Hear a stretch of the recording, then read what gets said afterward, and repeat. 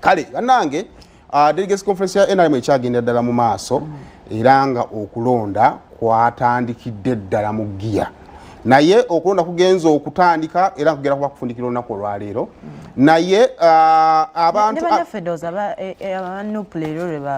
nominating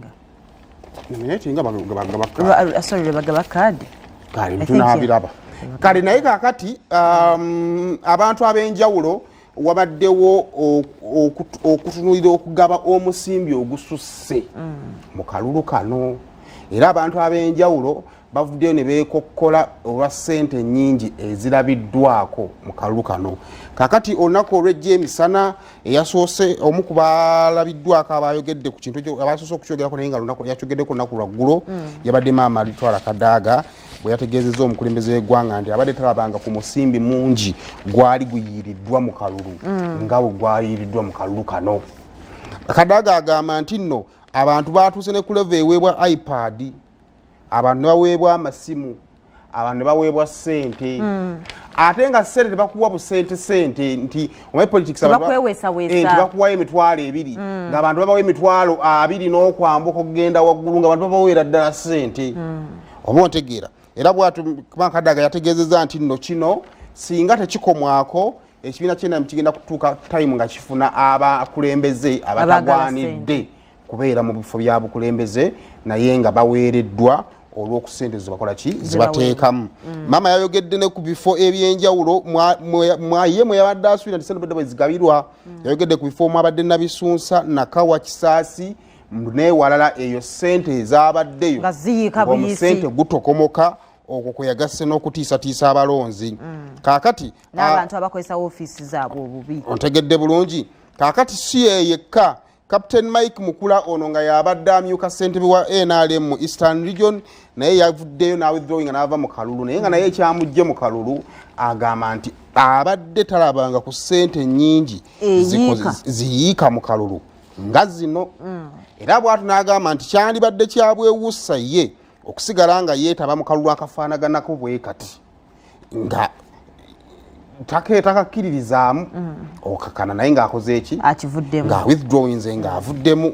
Omulala yabadde kaali kalulu ka baveterani abalina okwetaba mu veterani league yali Jim Muhwezi naye yakavaamu ng'agamba nti obukodyo bwe yalaba mu kalulu nga si bwa NRM yagamba nti tactics zeyalabye ezirimu ezikozesebwa okunoonya akalulu siza NRM tazirabangako. Deputy Speaker naye yalabwako nga yeebuuza ebibuuzo nti bwe tuba tuli mu kulonda bulonzi kalulu kakugenda kusseeko omuntu akwata atya bilioni zisoba mu 5 n'aziteeka mu kalulu. Kakati ebyo ne byebimu ku byawo naye olunaku olw'ejjo abamu abalondeddwa njawulo mpe ku lisiti yaabo abalondeddwa bagenda okwetaba balina okukiika ku executive committee.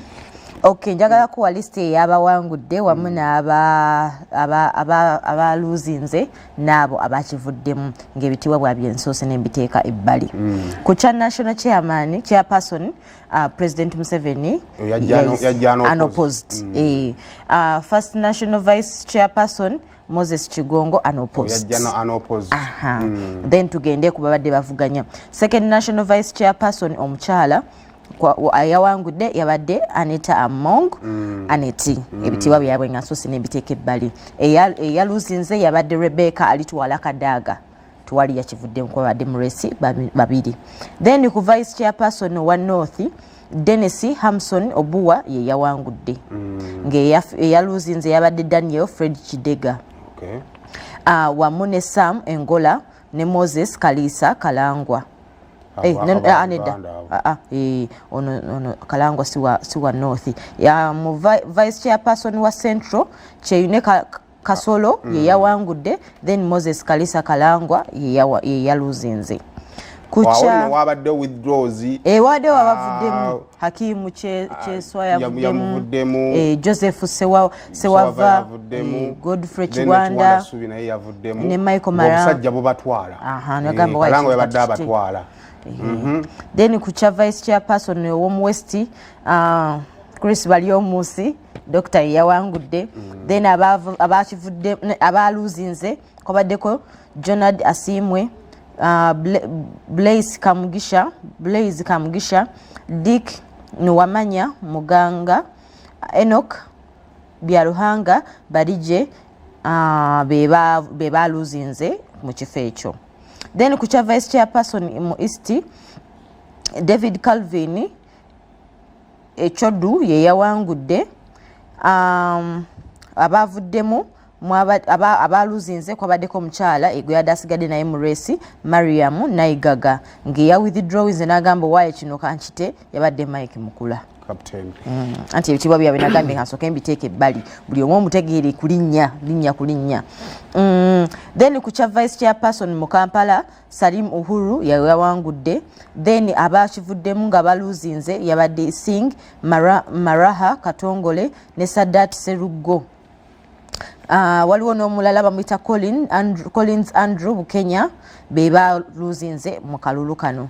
Then ku kya vice chairperson Karamoja John Baptist Loki yawangudde nga yasinze John Roberts Rex Achali ne Johnson Ngoroko wamu ne Abrahams Loki. Kati bemu kuba wangu sinaba tukomawo ate intensive n'akalulu ka maama Anita Among ne Rebecca Atwala Kadaga butwamalizanga Anita Among awangudde mama Kadaga ku bwamyuka ssentebe wa NRM owokubiri mu bakyala.